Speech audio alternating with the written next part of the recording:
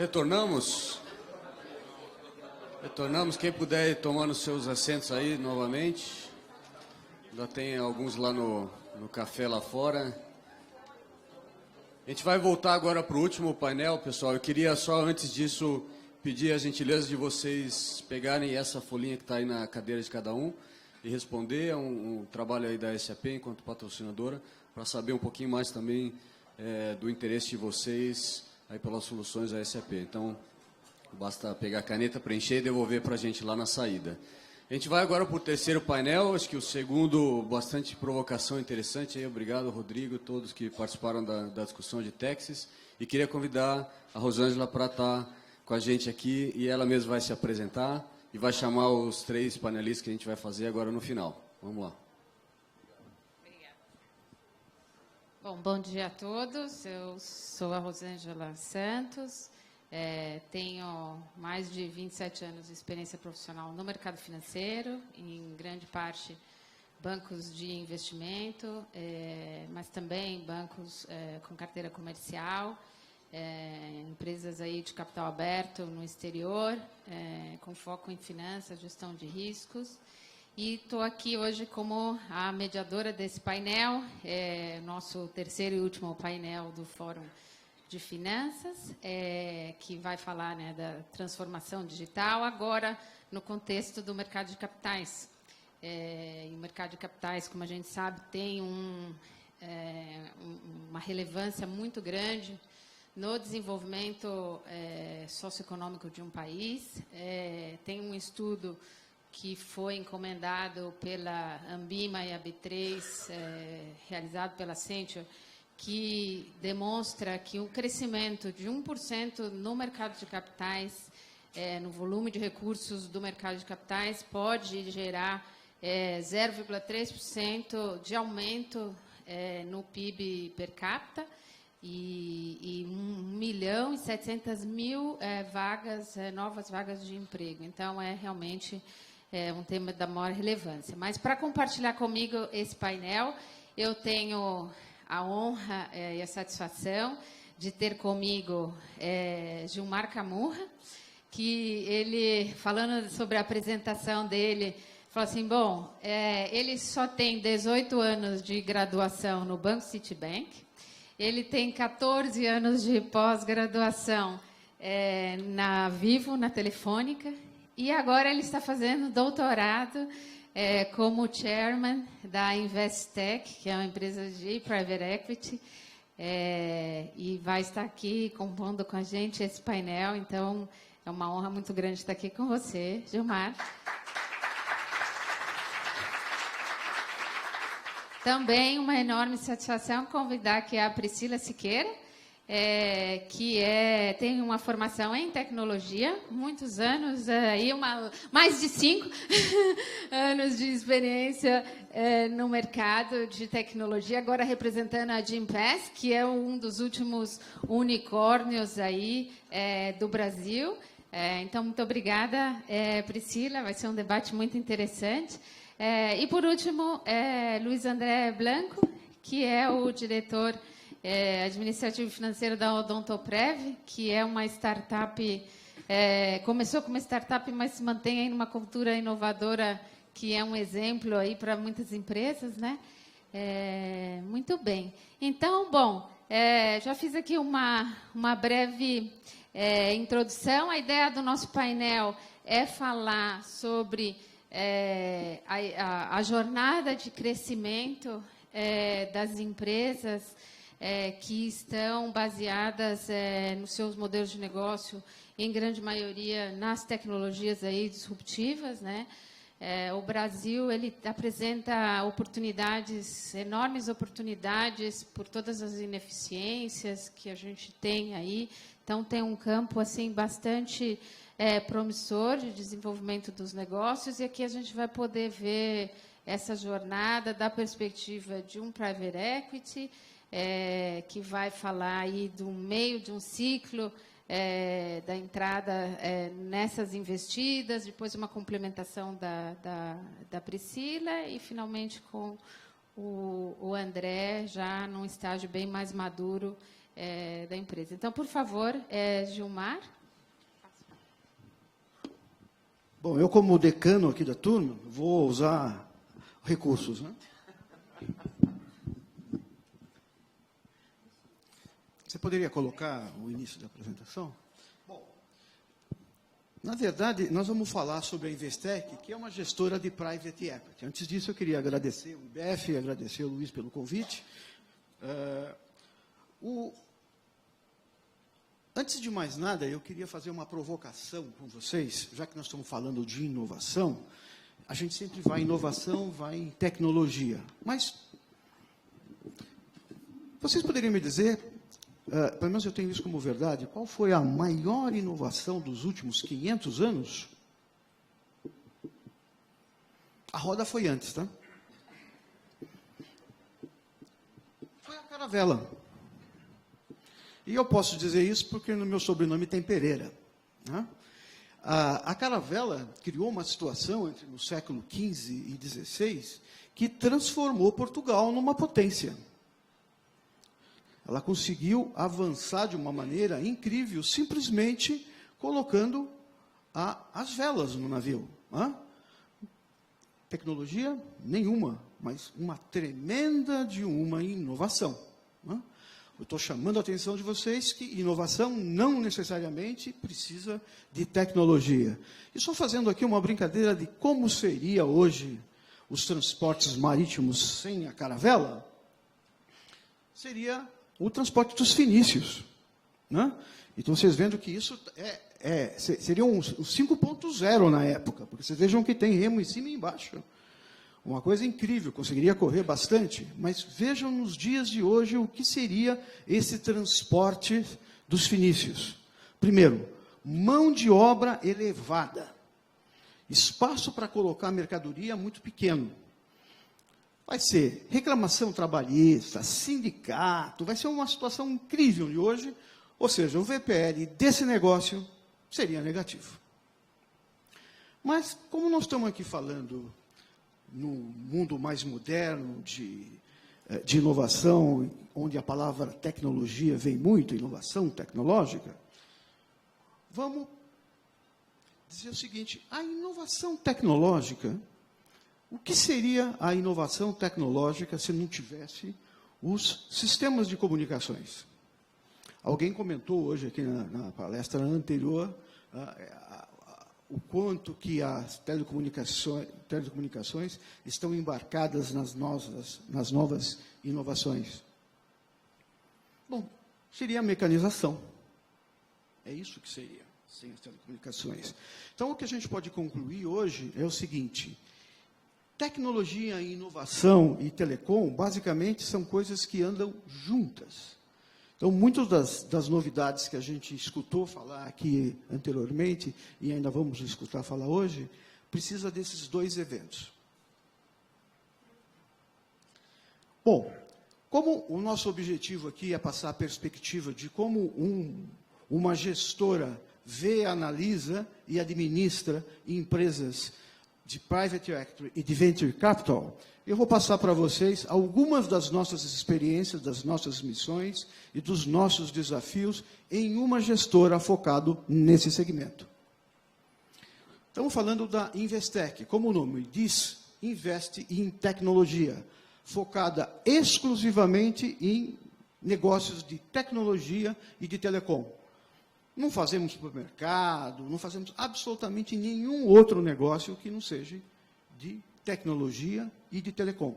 Esse é o nosso foco, né? Então, vale tanto para empresas grow, ou seja, private equities, como em venture capital. O importante ali seria que a gente investe nos setores ineficientes, onde as inovações disruptivas são fortes. Inclusive, eu recomendo que a revista Exame dessa semana, ela traz um artigo sobre como que se criou as inovações disruptivas, como é isso, como que funciona. É um artigo bastante interessante. Agora, por que a gente decidiu entrar nesse foco? Bom, primeiro que uma gestora, por definição, ela tem um investimento finito. Ela não fica como o empreendedor de uma forma perpétua. Nós pomos definições, entramos e saímos. Então, para a gente poder agregar algum valor e ter algum retorno, precisamos ter ativos em que se cresça rapidamente. Então, por isso que a gente foca muito em tecnologia e telecom. Bom, na verdade, para a gente chegar nessas conclusões, a gente tem aqui um track record. A Investec já tem mais de 14 anos de experiência, né? Eu não estou na Investec há 14 anos, porque mesmo não daria tempo, pelo tempo que eu fui apresentado, com 14 anos na Investec, eu não estaria nem aqui, né? Mas a somatória de experiências da Investec já tem mais de 100 anos, temos 48 transações. O que é importante é aquele 1.400 empresas no nosso pipeline. Nós analisamos as empresas e mantemos as empresas no nosso arquivo e vamos acompanhando. Das 1.400, apenas 2% se tornam investimento efetivos. Então, é um trabalho bastante duro de peneirar essas transações. Então, ali a gente tem os dados dos investimentos que nós já fizemos, etc. Isso é mais para vocês poderem acompanhar. Bom, qual é o objetivo de uma gestora de investimento? Aí vai ter um grande conflito com as startups, porque a gestora, basicamente, busca retorno financeiro aos cotistas. Ela não é uma empresa de filantropia. Então, quando a gente analisa aquelas 1.400 e seleciona apenas 2%, é que a gente acredita que aqueles 2% pode dar esse retorno. Erramos, muitas dão muito mais do que a gente imaginava. Obviamente, o que a gente oferece? Além do dinheiro, além do capital para essa empresa crescer, a gente oferece a experiência da equipe, conselho, acompanhamento, o benchmarking, que a gente tem mais empresas para poder verificar o que está acontecendo, né? O network, isso é muito importante para as empresas que estão começando, ter network.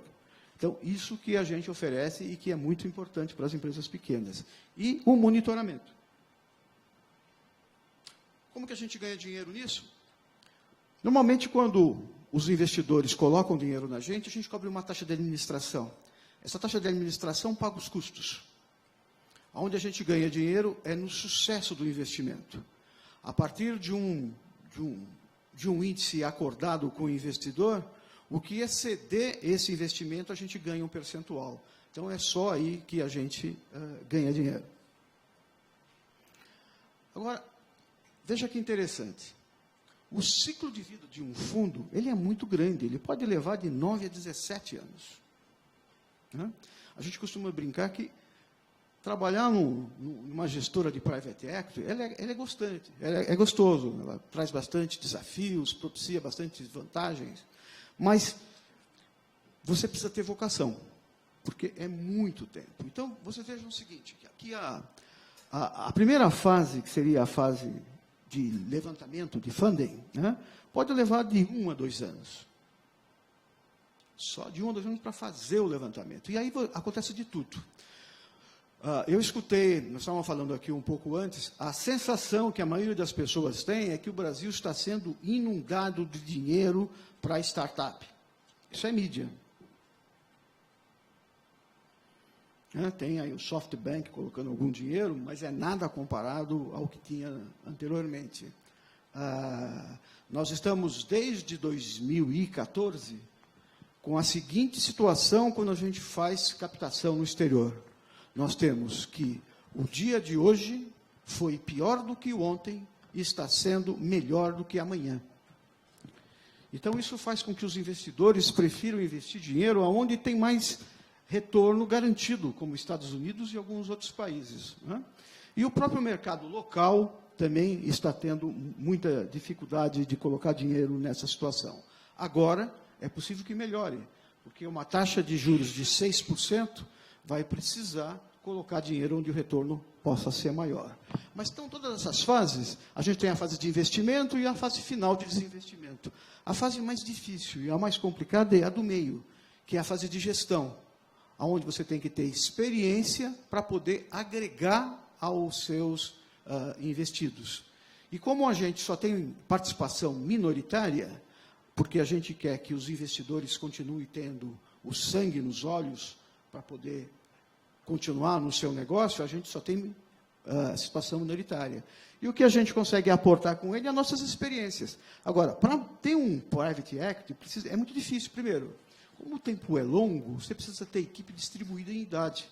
Porque tem uma pessoa que daqui a pouco sai, os novos têm que entrar. Né? E você também não pode ter dependência de uma pessoa. Tem lá, o Deus da private equity. Não, você tem que ter várias pessoas. Porque se uma pessoa sai, você morre, acabou.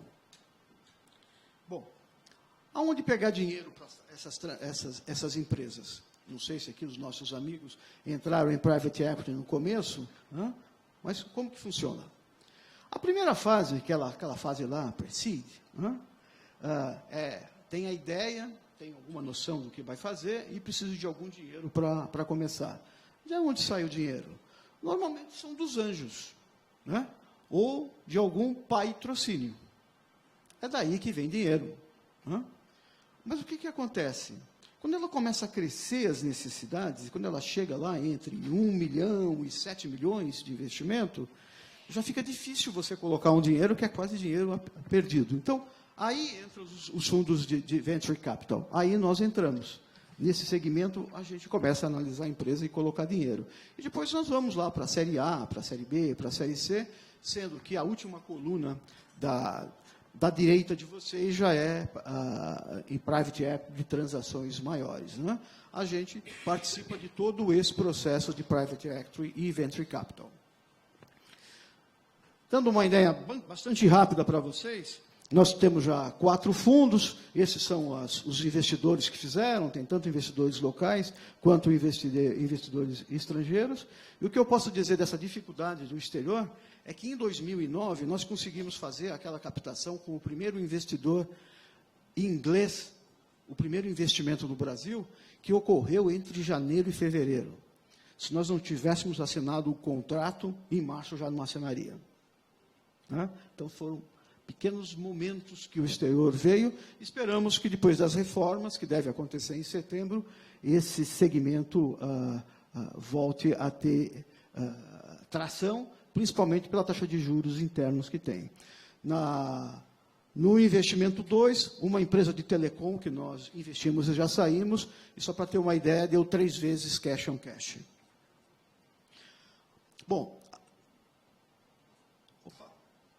a nossa equipe é pequena, mas a gente tenta aportar mais conhecimento. Vocês veem que, por exemplo, já comentou mais ou menos a minha experiência em bancos e em telecom. Nós temos lá o Santiago, que viveu Telefônica Mundial, viveu América do Sul, etc. O Maurício, também com todo esse tempo de private equity, pessoas de bancos. E tem ali o pessoal que está começando, pessoas que têm 1 ano ou 2 anos que saíram das faculdades e estão aprendendo para substituir esse pessoal que daqui a pouco já não consegue mais fazer a mesma coisa. Né? Eu quis dar essa visão de private equity para, inclusive, que as perguntas pudessem ser mais direcionadas. Obrigado. Obrigada, Gilmar. Bem, o Gilmar nos apresentou aqui a jornada da perspectiva do investidor de desenvolvimento de uma empresa, que pode fazer uma analogia para uma startup, mas qualquer empresa que não seja até baseada em tecnologia pode seguir essa linha de raciocínio.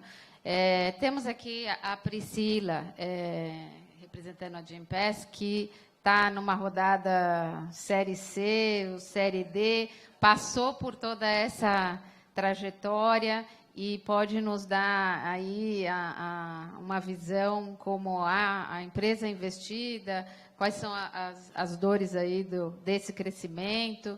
E é uma empresa, talvez, para começar, falando do propósito, próprio propósito do negócio, que é para atender hoje uma necessidade da nova economia, que valoriza muito a questão de bem-estar e que a economia tradicional, as empresas, aí, o mundo corporativo está abraçando a causa, né? É um negócio que é B2B. Então, aí, Priscila, se puder compartilhar conosco. Bom dia a todos. Na verdade, acho que o Gympass passa um pouco por todas essas fases que o Gilmar apresentou, né?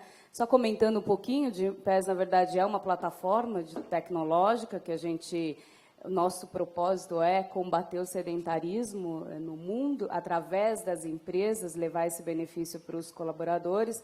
Então, o que a gente faz é basicamente ser uma plataforma, um marketplace de atividade física. É bem simples, né, um modelo, e quando a gente começou, né, lá em 2012, foram dois estudantes, né, um veio da McKinsey, o outro já era de outra consultoria, mas eles estavam fazendo o summer job, um em Harvard e outro no MIT, e eles acharam aí uma demanda reprimida, porque a relação, tinha muita gente querendo praticar atividade física, começou como uma academia, e a relação do usuário com a academia nunca era a melhor do mundo, né? Porque você pagava aqueles planos gigantes e nunca vai. E aí eles acharam aí uma janela de negócio, uma oportunidade com uma demanda que tinha, e acharam uma oportunidade e começaram a trabalhar fazendo um marketplace de diárias de academia, né? Então, basicamente, foi isso que eles começaram, abandonaram os MBAs, os dois, voltaram para o Brasil e falaram, vamos seguir com isso e vamos tentar. E aí, nesse período, aí eu acho que teve muito aporte de pessoas mesmo. A Redpoint investiu um pouco quando começou no seed, ali antes de entrar para a Series A. Então, começou o aporte teve muita gente ajudando com o conhecimento do negócio. Mais do que o aporte de dinheiro, o mais importante era o conhecimento. Então, a Redpoint, o Keith Collin, que era o CFO da Booking.com. Então, pessoas que começaram a ajudar, porque era um negócio inexistente. Várias startups, quando a gente pega hoje, elas têm vamos dizer assim, ela tem uma inspiração que veio de outra. E o Gympass não tinha ninguém fazendo aquilo, né? A gente tinha outras coisas que inspirava, mas não em academia. Então, eles começaram, a série A começou os dois, depois se juntaram a mais uma pessoa que tinha trabalhado com o César na CVC, aqui no Brasil, e aí começou. E a ideia era fazer um B2C. O B2C era simplesmente vender diárias de academia, rodamos 2 anos assim, com muita dificuldade, e até que depois aí começou, aí entrou outros investidores, aí entrou Kazek, entrou a própria... E aí, só que tem uma coisa interessante nessa história, que o Gympass sempre pensou em internacionalizar, sempre pensou em ser uma coisa para levar para fora do Brasil. E aí entrou o Kazek, que veio trazendo uma boa experiência, um fundo que trabalhou muito na América Latina, então ajudou muito a gente para o México. Então, o primeiro país, depois do Brasil, foi o México. E aí, nesse período, aí esses VCs começaram a trazer uma questão seguinte. Espera um pouquinho, gente, agora vocês precisam não dá para ser o César e mais um assistente para fazer a parte financeira, né? Vai precisar ter alguém para poder ajudar. Então, aí começaram a contratar e a ter uma profissionalização maior na área financeira. Mas ainda era difícil o negócio, né? Porque eu estava falando com o CFO dele de hoje, ele falou assim, a gente conseguia ter a informação do mês no 25º dia do mês seguinte. Então, era assim que ia levando. E todo o dinheiro que entrava, investia onde? Em vendas e marketing, e não em finanças. Mas aí é uma coisa muito... O Gilmar deve saber isso melhor que ninguém, mas é uma coisa bem dinâmica, porque no final do dia você precisa ter mais controle para poder ter mais aporte, para poder atrair. Mas tem uma vantagem, né? Que eu acho que quando a gente... Como é que fala? Quando a gente tem... Eu acho que no seed, o grande diferencial para ir para a série A é o próprio fundador, né? O fundador é o diferencial. Então, aí eles conseguiram levar isso até uma Series A. Daí entrou a Kazek entrou a Atômico. A Atômico também trazia uma coisa muito legal, que a Atômico é um fundo de Londres, que foi quem fundou o Skype. Então, quando a Atômico entrou, a gente já falou, poxa, então agora a gente começa a aportar um pouco de conhecimento para ir para a Europa. E aí, a série A e B, eu acho que a gente trabalhou muito nessa profissionalização do financeiro, para poder ter mais captação, etc. A Atômico gerenciou de novo, né, conduziu a passagem do A para o B, e a gente, enfim, e aí sim começou, bom, agora para a gente entrar, aí começa a questão de sistema, começa a ter outras necessidades do B para o C. Quando entrou a GA, a General Atlantic, quando entrou no Gympass, aí veio a questão de sistema. Olha só, a gente precisa ter as coisas um pouco mais sistematizadas para poder entender quando vende, o que faz, enfim, porque aí eles trazem uma questão quando chega na série B, C, aí vem a questão de auditoria. Então, aí não basta ter um bom fundador, não basta ter uma contabilidade decente, ter os números, mas você precisa aí ser auditado. E aí, com as ambições que a gente tinha na época, precisava disso. Enfim, aí a gente foi melhorando cada vez mais a parte de sistemas. Hoje a gente já está... A gente ganhou uma coisa legal, deixa eu só voltar um pouquinho, quando era a série A, teve uma coisa legal que foi a internacionalização, porque o crescimento orgânico do Gympass levou a isso, né? Porque o que aconteceu? Depois de 2 anos rodando, tentando vender diárias, a gente pivotou, né? Como pivotou? Porque o que acontecia? Vender diárias não dava, porque a única pessoa que atendia a nossa demanda era já quem fazia atividade física. Hoje, eu não sei se vocês sabem, mas no Brasil só 5% da população faz atividade física, então existia um mercado de 95% do mercado aberto para a gente poder trabalhar. Então, a gente começou a falar, poxa, como é que eu levo essas pessoas que não fazem atividade física para atividade física? Enfim, aí começou toda a história e a Price entrou muito forte nisso. A Price foi o grande... Eu falo o seguinte, a gente é a perfeita história de aprender com o cliente, ouvir o cliente. Porque a Price falou o seguinte, eu já pago reembolso de academia para todos os meus colaboradores e muitos deles trazem Gympass para reembolsar. Então, eu quero fazer um negócio com você direto, mais barato e para todos os funcionários.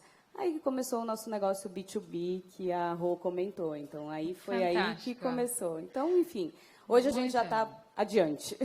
Legal. Estava escutando aqui você nos contar da jornada, né, da Gympass e a implantação da governança corporativa gradual, tá certo? Na medida em que foi crescendo o negócio, né? Recentemente o IBGC saiu com o código de melhores práticas, né, para as startups e as scale-ups. Que você descreveu aí de forma sumária no exemplo de uma empresa que hoje é um dos unicórnios, né, do Brasil. Agora, falando da tecnologia, né, como que essa tecnologia ajudou o uso de dados? Porque a gente, né, o petróleo, os dados hoje é o petróleo da nossa era, né, para acelerar o crescimento dos negócios. Como que é isso no negócio da Gympass, que, imagino, permite uma precificação correta? Como que é o uso da tecnologia nesse sentido? Hoje, na verdade, o Gympass é uma plataforma, mas eu falo que a gente é uma empresa de dados, né? Porque no final do dia, o que eu entrego de benefício para a empresa que usa o Gympass, que coloca o Gympass para os colaboradores dela, é o dado. Porque o que é o dado? Quem está usando, onde ele está indo, o que ele está fazendo. Então, várias empresas já usaram essas informações para provar redução na sinistralidade, provar coisas que a gente vem falando de qualidade de vida e que é difícil comprovar. Porque você paga um reembolso, mas você não sabe se a pessoa vai ou não vai na academia. Agora, eu não, eu entrego para ele, a hora que ele entrou na academia, real time, a empresa tem onde ele foi, o que ele fez, o que ele... Então, ligando isso, então, o que eu entrego de valor é o dado.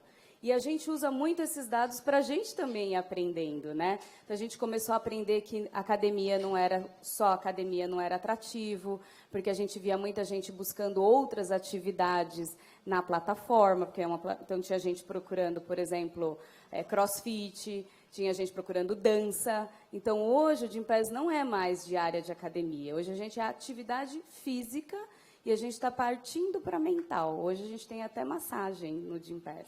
Então, é muito um pouco essa linha. É o cliente no centro das decisões, né? Escutando e fazendo aí os ajustes. Muito bem. Luiz André, o que você pode nos contar aí de toda essa história? A Odontoprev, para mim, continua sendo uma startup, mantém até uma das provocações que eu faço para você, mantém essa cultura inovadora, aí já está há muitos anos, né? É um negócio que já é maduro, mas que, portanto, passou, obviamente, por todas essas fases. O que você pode compartilhar conosco aqui? Bom, acho que o primeiro ponto, o ciclo que o Gilmar muito bem apresentou, né, começando com o anjo, passando pelo seed money, depois as Series A, B, C, a entrada em cima de um private equity, depois esse way out, que pode ser para mercado de capitais, né, tudo isso a gente passou. Né? Então, hoje a Odontoprev é uma empresa listada aqui no Ibovespa, né? E a gente passou exatamente todos esses ciclos. Né? E esses ciclos não são só um ciclo de investimentos, né? É um ciclo de governança, como bem a Priscila colocou. Né? Eu estou na Odonto há 9 anos, né? Não participei de todo o processo de lá, mas eu vivi muito bem essa história junto com os fundadores, de como foram as dores e toda a evolução dele ao longo desse tempo. E apesar da gente ter 32 anos de empresa, é uma empresa ainda que tem uma baita oportunidade, porque somente a penetração de planos odontológicos é de 14% de toda a população brasileira. Né? Não são os 5% da Gympass, né? Mas 14% ainda é muito baixa a penetração aí dos nossos serviços como um todo, frente à população brasileira. Só para a gente ter uma ideia, nos Estados Unidos, a penetração do nosso mercado lá é de 77% da população. Então, a gente acha que tem um caminho muito grande ainda para crescer. Né? E é muito bom estar aqui com a Gympass. Né? Aqui, eu já falei isso para a Priscila, que a gente tem caminhos muito parecidos. Né? Olhando assim a Gympass, eu vejo muito a abordagem um pouco da Odontoprev, um pouco lá atrás. A gente não tentou começar com B2C, a gente já inventou o negócio em B2B. Né? Da mesma forma que a PW pode ter sido um cliente super importante, que ajudou você a desenvolver isso lá atrás. Quando eu olho para a história da Odontoprev, quem fez esse papel para a gente foi o McDonald's, né? Arcos Dourados aqui, que nos ajudou, o fundador, e muito a desenvolver esse negócio do jeito que ele está hoje. Né?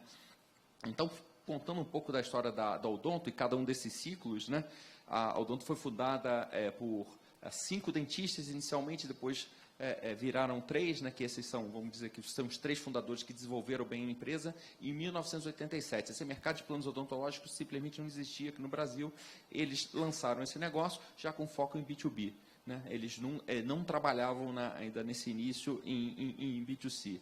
Em 98, né, eles começaram a crescer o mercado dentro do patrocínio, né, que o Gilmar falou, a ajuda muito de amigos e familiares do início. Isso chega a um momento que a empresa começa a desenvolver, precisa de alguma coisa a mais. Né? A coisa a mais foi um fundo de private equity, né, que foi o TMG, que fez o primeiro investimento de private equity no setor de saúde do Brasil. Né? E eles entraram com a gente em 98, aportando toda essa estrutura de governança, né, que já existia desde o início, pelos fundadores separarem muito bem o negócio profissional deles com a vida pessoal deles. Nunca nenhum familiar trabalhou na empresa em todos esses anos. Né? Mas o fundo ajuda aportando toda essa parte de tecnologia que o Gilmar colocou, né? Expertise, benchmark, networking, monitoramento, toda essa parte que o Gilmar faz, né? O TMG fez com a gente em 98, além de colocar fresh money na operação, né? E possibilitar com esse dinheiro aquisições, né? Crescimento através de aquisições. Fomos crescendo bastante, né? Na época, até que, como o Gilmar colocou, dentro do ciclo dele, existe um prazo de fim desse private equity, porque o private equity precisa retornar o dinheiro a seus investidores. Né? Nesse caso, o way out do TMG foi o IPO da Odontoprev em 2006, dentro do novo mercado. Né? Então, a própria Odonto, junto com o apoio do TMG, a gente já entrou dentro do maior nível de governança possível no mercado. Quando a gente fala novo mercado agora, parece ser uma coisa comum, mas em 2006 era a novidade, né? Então, a gente já encarou direto o novo mercado, né? E quando a gente, com a saída do Private Equity, né, a gente foi ser listado e já foi sendo uma das novidades da Apple, porque a gente já foi com um controle difuso. O fundador, um dos fundadores, que é o principal, o fundador que tinha o maior stake, que era o Randall, que era o nosso presidente na época, ele compartilhava o controle do mercado. Ele tinha, na época, alguma coisa como 30% da companhia, e com isso ele não tinha todas as ações para controlar, e então nós éramos uma empresa de controle difuso, que era uma coisa muito rara no início. A primeira empresa de controle difuso no Brasil, salvo engano, foi a Renner, né? Na saída quando o varejista americano,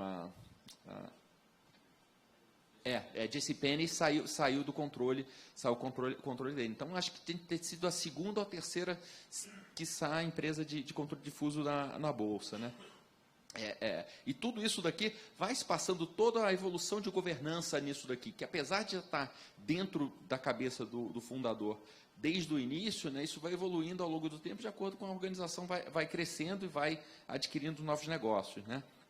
E em 2009, foi justamente quando eu cheguei lá, finalzinho de 2009, início de 2010, foi quando eu entrei lá, teve uma outra mudança de governança, porque além de ser capital aberto agora, também a gente passou a ter no controle o Bradesco. Então, a gente deu outro up de governança, né, com o Bradesco participando no controle.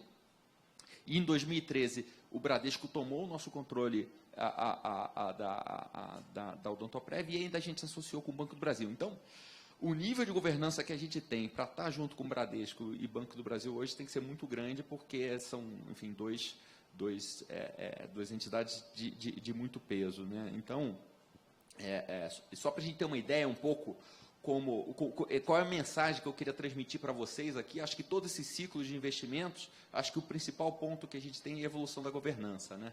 E a evolução de governança traz dinheiro de duas formas, né? A primeira forma de trazer dinheiro é aumentando o resultado da empresa, né? A governança traz, sim, resultado financeiro, traz resultado operacional para a empresa. E segundo, governança traz múltiplo, gente. Múltiplo é uma coisa super importante no valuation de qualquer companhia. Então, você tem, dentro toda essa jornada que você falou, a questão de governança, que pode parecer chata, pode parecer confusa, demasiada, ela traz expansão de resultados, traz expansão de múltiplo, né? Só para a gente ter uma ideia, só para falar um pouco de valores de Odontoprev. Odontoprev, no IPO dela, né, a gente é a época pré-unicórnio, né? A gente saiu com um IPO de 700 milhões de reais. Hoje, a Odontoprev vale na Bolsa 8 bilhões e meio, sendo que nesse período de 2006 até agora, a gente já devolveu, entre juros de capital próprio, dividendos e redução de capital, 2 bilhões e 100 para acionistas na Bolsa. Então, a gente captou 700, devolveu 2 bi e 100, e hoje vale 8 bi e meio, né? Então, governança, em todo esse ciclo aprimorado, foi super importante para a gente chegar onde a gente está atualmente. Essa questão do valor agregado, né, da governança no valuation das empresas, né, e olhar os múltiplos, é o que a gente vê nessas empresas, nas startups, nos negócios que crescem muito rapidamente, né, que eles, num início, aí, por algum tempo, eles queimam caixa, né, não geram resultado, não tem aí uma lucratividade, um caixa positivo por algum tempo, né? Eu imagino que isso é um grande desafio para as empresas aí de private equity, para fazer essa avaliação inicial, quanto que vale aquela empresa, porque vai olhar lá na frente, tem uma expectativa de múltiplos, né, Gilmar? Então, eu imagino que esse é um dos grandes desafios para poder tomar a decisão de entrada no negócio, é o preço, mas, obviamente, tem, eu imagino, as outras questões qualitativas da avaliação que é feita, né, nas teses de investimento de vocês. Normalmente, nas empresas grandes, o pessoal vai muito para desconto cash flow, né? Mas uma empresa que está começando não tem desconto cash flow, né? Normalmente vão ser múltiplos comparáveis com o resto do mercado, etc., onde a métrica mais utilizada é a receita recorrente mensal. Então, a receita recorrente mensal, ela é que dá o valor dos negócios. Agora, a verdade é que, quando você faz quanto vale a empresa pelo receita recorrente mensal, ela dá um valor tão grande que você fala, mas quando que ela vai trazer retorno, que nem isso que o Luiz André acabou de dizer? Um dia tem que devolver para o investidor, né? Então, a gente fica imaginando situações absurdas. Interessante, teve o IPO da Uber, algum tempo atrás. Eu não sei se vocês tiveram a curiosidade de analisar. Um analista fez um resuminho do que era o portfólio, o arquivamento na SEC, né? Então, ele dizia o seguinte: olha, nós somos uma empresa que nós não temos nenhum ativo, né, porque os ativos não são nossos. A gente diz que não tem nenhum risco trabalhista, mas talvez a gente tenha. E a grande motivação para vocês investirem na gente é porque todo mundo acredita. Então, podem colocar dinheiro porque todo mundo acredita. Esse foi o resumo do arquivo que teve na Uber. Então, é como dizia o antigo presidente do Fred, né? É a irracionalidade do mercado de capitais. Mas é assim que funciona. O mundo de venture capital já tem discount cash flow, mas todo o mercado de VC, ele fica num escuro bastante grande, né? Às vezes eu brinco lá na Investec que o importante é a gente sair enquanto a irracionalidade ainda está presente, né? Porque é a única maneira de você manter os mesmos múltiplos que você entrou. A crença no qualitativo, no propósito daquele negócio, que aí as dificuldades, no caso das grandes cidades, de acomodação, transporte, são aí duas grandes frentes de negócios que surgem inovadores, né? Gilmar, você com toda a experiência aí de implantação de conselhos consultivos, conselhos de administração, tendo atuado aí nas diversas posições, quais são aí os pontos de destaque ou novas desafios diferenciados para atuar nessas empresas de tecnologia? Se é que tem alguma coisa de nova nesse sentido. Eu acho que não precisa ser de tecnologia, né? A gente costuma dizer que a idade traz para a gente experiência, né? O único problema que tem é que a gente esquece, então anula. Mas o que deu para recordar desse aspecto, o que é mais importante numa empresa, está muito no que o Luiz André comentou, né? Modelo de gestão. A empresa é o seu modelo de gestão. O modelo de gestão que você estabelece, ele vai te propiciar pessoas que vão roubar a empresa para conseguir bônus, a empresa vai sair do futuro porque ela, para atingir o seu objetivo, ela desviou, porque o ser humano busca o objetivo traçado, seja ele bom, seja ele ruim. Então, seja empresa de tecnologia ou não, a empresa será o seu modelo de gestão. Acho super importante isso que o Gilmar falou, porque o CNPJ, o investimento que está por trás disso são pessoas, né? Então, em qualquer momento da empresa, né? Seja ele em venture capital, private equity ou o mercado aberto. São as pessoas que fazem os resultados e precisam estar alinhados em relação a isso aqui. Aí eu quero dar 2 exemplos que eu acho super importantes, né, que isso acaba traduzindo um pouco do valor de governança, né? Em 2009, nesse gap entre controle difuso e entrada para o Bradesco, né, um dos nossos investidores era a Dynamo, né, que é uma asset muito conhecida, baseada no Rio, né? E ela tinha exatamente quase o mesmo percentual do capital da empresa que o fundador. E eles entraram numa discussão em relação à discussão de distribuição de dividendos. E no final a gente foi para a Assembleia. O presidente fundador na época foi para a Assembleia, conseguiu convencer os demais acionistas, ganhou a votação, e logo depois chamou a Dynamo né, e negociou com a Dínamo, mais outros 3 fundos, né, justamente a troca do controle da Odontoprev para o Bradesco.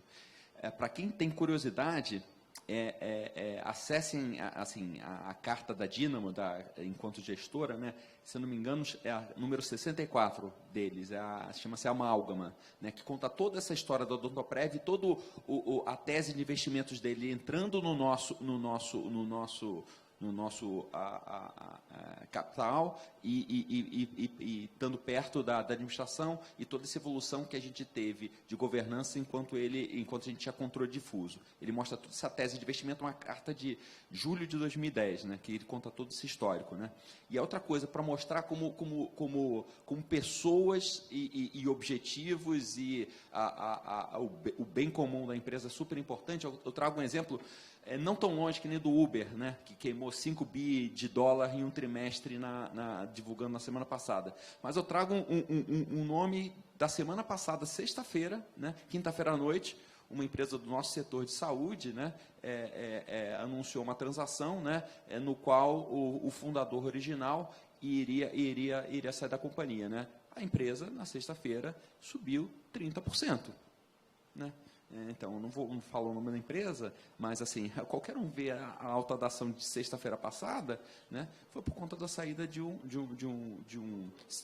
controlador, né, que não devia ser tão querido assim pelo mercado. Né? Então, pessoas fazem a diferença. Né? Então, contei um pouco de como pessoas fazem a diferença no caso do Odontoprev, e também esse caso aí que aconteceu na semana passada, que o market cap subiu simplesmente de 6 bi para 9 bi da noite para o dia. Eu acho que tem um link legal até para fechar aqui com o Gympass, que faz todo sentido com o que vocês estão falando, né? A gente, primeiro o objetivo, né? Essa última série que a gente está agora, a gente está pensando em outras coisas, como se tornar uma empresa global. Então, a questão de organização societária, a questão de áreas globais de best practices, ou seja, como que a gente vai realmente, né, se tornar uma empresa global. E é legal porque o objetivo nosso é crescer 20 vezes até 2022. Então, todas as decisões são tomadas olhando para isso. É isso que a gente vai fazer, porque o nosso crescimento tem que ser exponencial. E quando a gente fala de pessoas, esse ano a gente definiu alguns valores da empresa e a avaliação de pessoas de performance esse ano foi feita, geralmente a gente faz o eixo de performance potencial no Nine Box, a gente fez performance e aderência à cultura da empresa.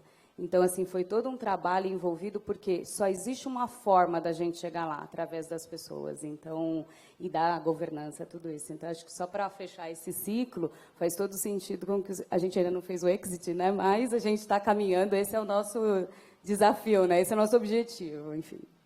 Perfeito. Não é sobre tecnologia, é sobre as pessoas, né? Porque, no final, a tecnologia está aí para atender as necessidades das pessoas, né? Tecnologia sempre será uma atividade meio. Ela não será a atividade fim. Eu queria fazer uma última pergunta da minha perspectiva para o Luiz André, que tem uma base aí, está com, né, empresa listada, tem uma base de investidores importante em termos de números, até de pessoas físicas, né? Não dentro do capital, não é um minoritário, mas como que a nova tecnologia, as novas tecnologias e a chegada e esse aumento do número de investidores pessoa física, como que isso está traduzindo aí? Eu sei, a Odontoprev tem exemplo de relacionamento com o investidor, tem prêmios aí, o que é que você pode contar para a gente usando das tecnologias aí? É super importante essa pergunta daqui, né? O número de investidores de pessoa física cresce a cada mês. Todo mês a gente bate recorde atrás de recorde de número de investidores, pessoas físicas investindo na gente. E conversando lá dentro, né, a gente falou, como que a gente vai falar com esse público? Né? Hoje tem um monte de casas, tipo Empíricos, Eleven, Levante, que estão tentando fazer essa intermediação, né, para a gente chegar nesse público, pessoa física, e divulgar um pouco mais o nosso negócio. E a gente lançou esse desafio, né, lá dentro, e uma das formas que a gente está colocando e fazendo, né, é isso, transmissão online. Isso que a gente está vendo aqui, essa câmera daqui está fazendo transmissão online, não sei quantos participantes estão nos vendo atualmente, né, mas uma das coisas que a gente fez agora, e que